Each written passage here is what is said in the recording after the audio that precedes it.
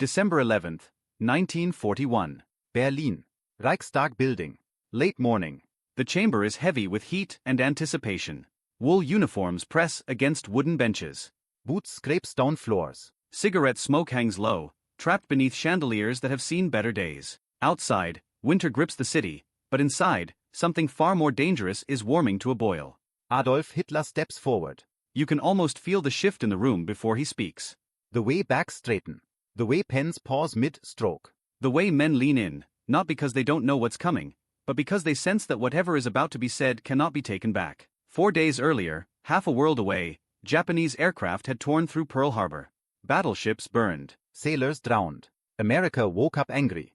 Now Berlin is responding. Hitler's voice cuts through the chamber. Controlled, confident, sharp. He does not shout at first. He builds. He frames. He tells a story where Germany is the wrong party, where America has already chosen its side, where destiny itself has made the decision unavoidable. Then he says it. Germany is declaring war on the United States. In that moment, applause erupts. Hands slam together. Some men rise to their feet. Cameras flash. It looks like resolve. It looks like strength. It is neither. What it really is, though no one in that room fully understands it yet, is the sound of a door closing on Germany's future. Because this war did not need to happen. Not yet. Not like this. Hitler was under no obligation to declare war. The tripartite pact with Japan required mutual defense only if one of the Axis powers was attacked. Japan had attacked first. Germany could have stayed silent, could have waited, could have kept the war limited to Europe and the Atlantic.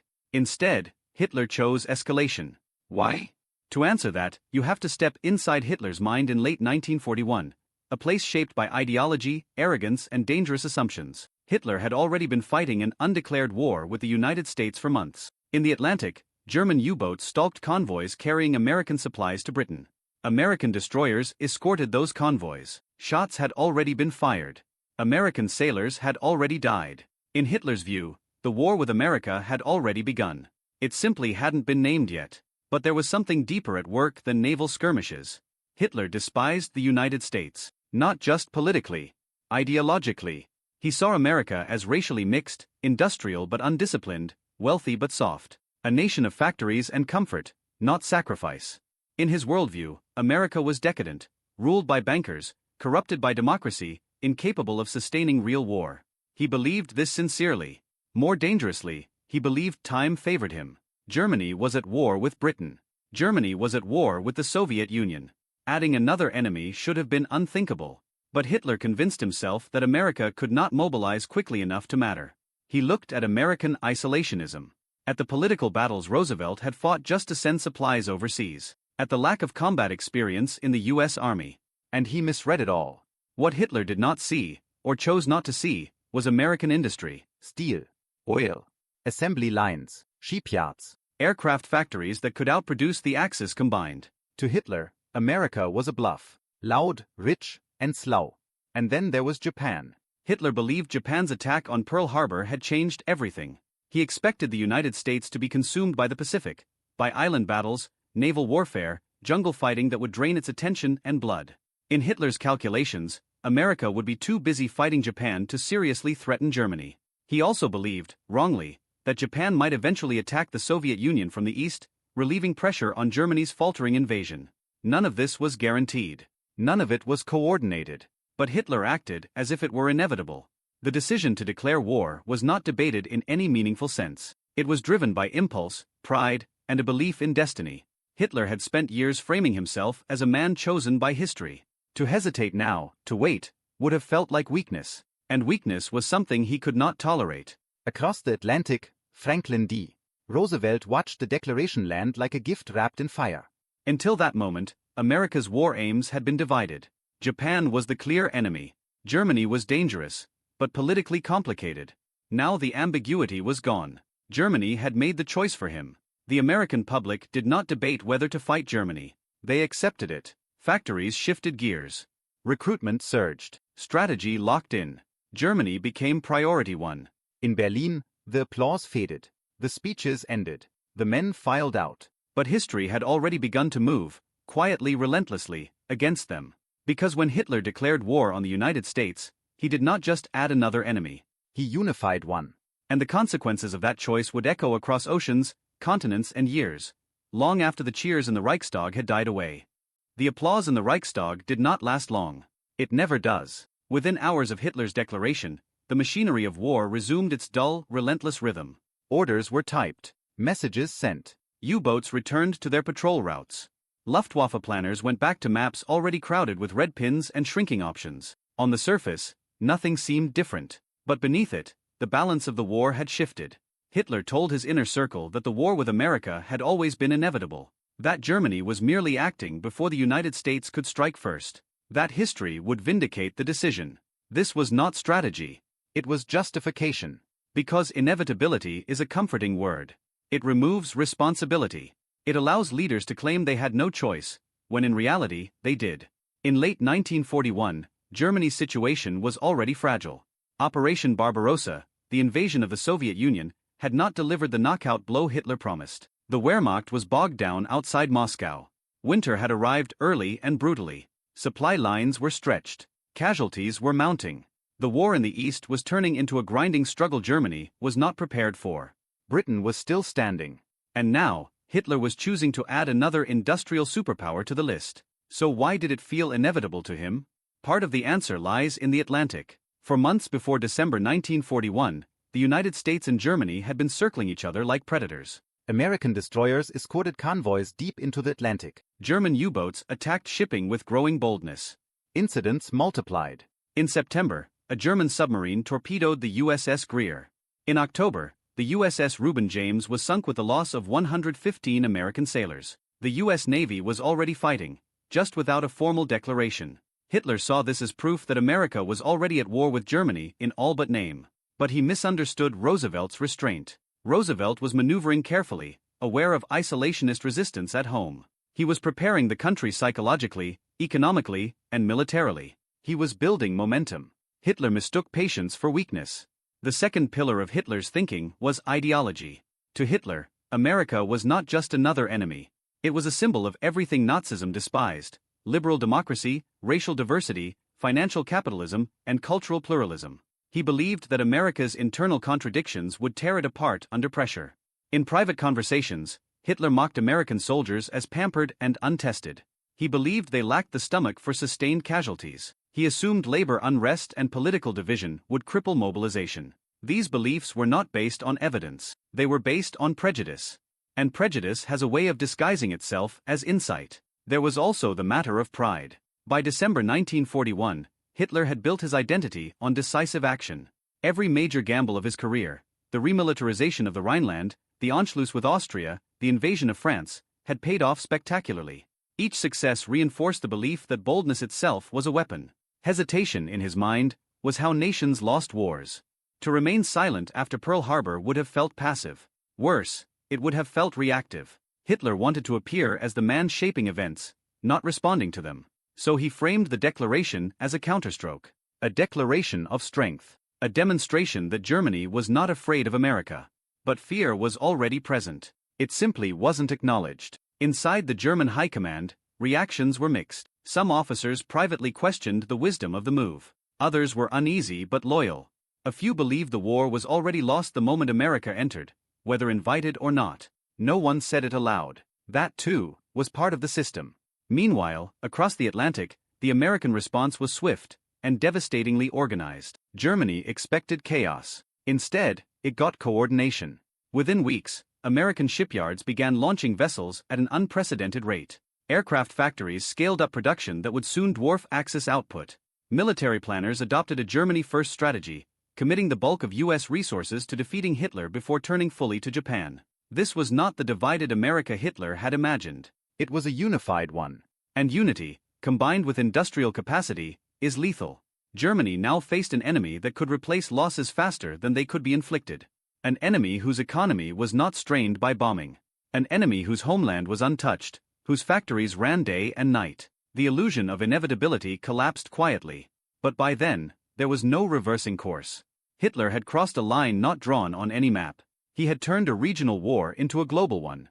And in doing so, he had guaranteed that Germany would face not just defeat, but overwhelming force applied without mercy, hesitation, or restraint. The question was no longer if Germany would lose.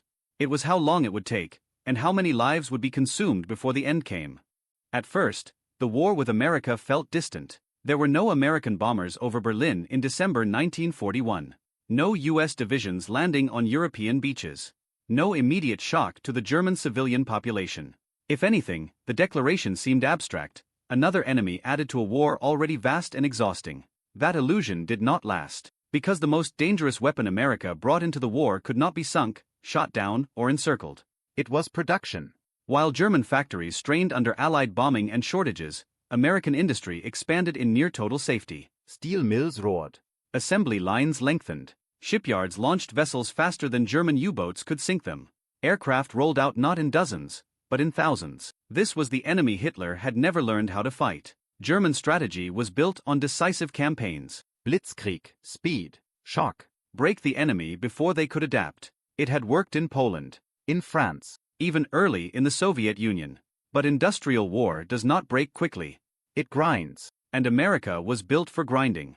In 1942 and 1943, German intelligence reports began to paint a disturbing picture. American aircraft production was exploding. New ship classes appeared faster than analysts could track them. Losses that would have crippled Germany barely slowed the United States. A U-boat commander might sink a dozen ships on a single patrol, only to discover that American shipyards replaced them before the month was out. This was not courage versus cowardice. It was arithmetic. And the numbers were merciless. Meanwhile, the Atlantic War turned brutal. Hitler had assumed declaring war would give German submarines freedom to attack American shipping without restraint. In theory, it did. In practice, it provoked a response Germany could not match. The U.S. Navy learned quickly. Convoy systems improved. Radar and sonar advanced. Escort carriers appeared. Long-range patrol aircraft closed the air gap that U-boats had exploited. By 1943, the tide had turned. German submarines were being hunted. Crews vanished without trace. Experienced commanders were lost. Training suffered. The once feared U-boat arm became a bleeding wound Germany could not close. And still, the war expanded. American bombers began appearing over Europe in daylight. Heavily armed. Flying in tight formations. Losses were horrific at first, but they kept coming. Again. And again. And again. Germany could shoot them down. But it could not stop them. Each factory destroyed was rebuilt. Each airfield bombed was repaired. Each loss absorbed. Hitler had gambled that America would fracture under pressure. Instead, pressure forged it. What made this especially dangerous was timing. Germany had declared war on America at the very moment it could least afford a new enemy. The Eastern Front was bleeding manpower. The Luftwaffe was stretched thin. Fuel shortages loomed. Allied bombing intensified. Every American soldier who landed in North Africa, then Italy, then France, was one more force Germany had to confront, one it had invited into the war with its own words. Inside Germany, the tone began to change. Propaganda still promised victory. Newspapers still printed confident headlines. But privately, officers understood the scale of what had been unleashed. This was no longer a war Germany could win by daring. It was a war it would lose by exhaustion. Hitler had believed America would be distracted by Japan. Instead, America fought on two fronts, and outproduced everyone on both. The declaration of December 11, 1941, now looked less like defiance and more like a death warrant written in ink Germany could not erase. Yet Hitler never admitted the mistake. To do so would have meant confronting the truth, that ideology had overridden reason, that pride had replaced planning, that a war meant to secure Germany's future had instead sealed its fate. And so the war went on. Factories burned, cities fell, armies retreated. All because one decision, unnecessary, impulsive, and catastrophic, had turned the United States from a supplier into an executioner. By 1944, no one in Germany needed a map to understand the consequences. They could hear them. The sound arrived first, low, distant, rhythmic. A vibration in the air before the engines were visible. Then the sky filled with aircraft, hundreds at a time. American bombers stretching from horizon to horizon, moving with mechanical patience, indifferent to flak, losses, or fear. This was the future Hitler had invited in. And there was no way to send it back. Inside the German command structure, the reality had become unavoidable. The war was no longer about winning. It was about delaying defeat. Every conference, every briefing, every argument revolved around time. How to steal a few more months, a few more weeks, sometimes just a few more days. America had changed the tempo of the war. Before December 1941, Germany could still imagine negotiation, stalemate, exhaustion on the enemy side. After America entered, those illusions collapsed. The United States did not fight wars to compromise. It fought wars to finish them. And finish them decisively. The Normandy landings made that clear. When American troops poured onto the beaches in June 1944, they did not arrive alone. They came backed by an economy that could lose men and machines and still advance. Tanks replaced tanks. Planes replaced planes. Divisions rotated, reinforced, refreshed. Germany could not match that. It never could. Hitler had once believed that America's distance from Europe made it irrelevant. Now that distance worked in America's favor. Its cities were untouched. Its factories unbombed. Its population unbroken. Germany, by contrast, was unraveling. Fuel shortages grounded aircraft. Trained pilots were irreplaceable. Young boys and old men filled the ranks. Cities burned nightly. The civilian population endured a war that no longer felt heroic, only endless. And still, Hitler clung to the belief that something might save him. A new weapon. A political fracture. A loss of will on the Allied side. But America did not fracture. It hardened. The decision of December 11th had removed debate from American politics. Germany had declared war openly and proudly. There was no ambiguity left to exploit. Roosevelt had what he needed, not just legally but emotionally. The American public understood the war in simple terms now. Germany had chosen this. That clarity mattered. Wars are not fought only with guns and factories. They are fought with belief, with a sense of purpose strong enough to sustain loss. Hitler handed that purpose to his enemy. By the time Allied troops crossed the Rhine, even senior German officers understood the truth. Some spoke of it in diaries. Others in whispers. A few admitted it outright after the war. Declaring war on the United States had been catastrophic. Not because America was unbeatable, but because it had never been necessary. That is the final bitter irony. Germany did not fall because it was attacked by America. It fell because it chose to attack America itself. Hitler believed he was acting boldly. History would remember it as recklessness. When the war ended in ruins and silence, there were no speeches revisiting that December day in Berlin. No public reckoning. No admission of error. The declaration faded into chronology, a date on a timeline, a paragraph in textbooks. But beneath it lies a lesson that refuses to stay buried. Power is not just about strength, it is about restraint. And the moment Germany abandoned restraint, when it mistook inevitability for destiny, it set in motion forces it could neither control nor survive. That is why Germany declared war on America. Not because it had to, but because one man believed the future could be commanded by will alone.